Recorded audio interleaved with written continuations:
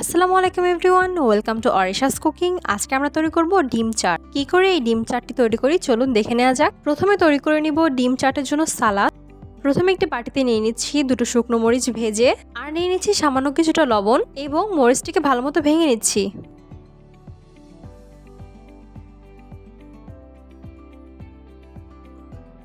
মরিচটি ভাঙা হয়ে গেলে এর মধ্যে দিয়ে দিচ্ছি তেঁতুলের টক। আগের থেকে গরম পানি দিয়ে ভিজিয়ে রাখা তেঁতুলের শুধু মারটুক দিয়ে দিচ্ছি আর তেঁতুলের খোসাগুলো ফেলে দিচ্ছি। এবার দিয়ে দিচ্ছি 1 চা চামচ পরিমাণ টমেটো সস,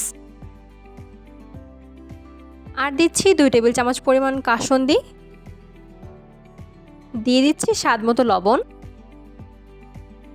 আর দিচ্ছি 1 টেবিল চামচ পরিমাণ লেবুর রস, 3 টেবিল চামচ পরিমাণ ধনিয়া পাতা কুচি, 1 টেবিল চামচ পরিমাণ পেঁয়াজ কুচি, 1 টেবিল চামচ পরিমাণ কাঁচামরিচ কুচি, 3 টেবিল চামচ পরিমাণ টমেটো কুচি, 4 থেকে 5 টেবিল চামচ পরিমাণ শসা কুচি। এবার সবগুলো উপকরণ ভালো করে মিশিয়ে নিচ্ছি।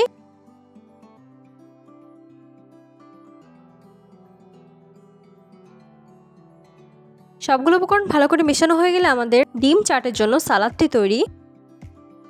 এবার নিয়ে নিচ্ছি ডিম চাটের জন্য সেদ্ধ ডিম। সেদ্ধ ডিমটিকে মাঝখান থেকে এভাবে কেটে নিতে হবে। এবার সেদ্ধ ডিমের ভিতরে সালাদটি দিয়ে দিচ্ছি।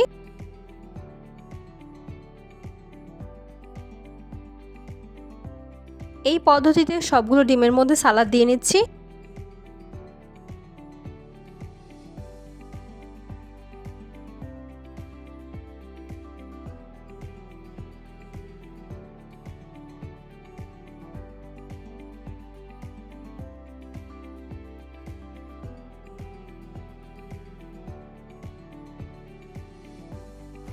এই তো আমাদের সেদ্ধ ডিমের ডিম চাটটি তৈরি।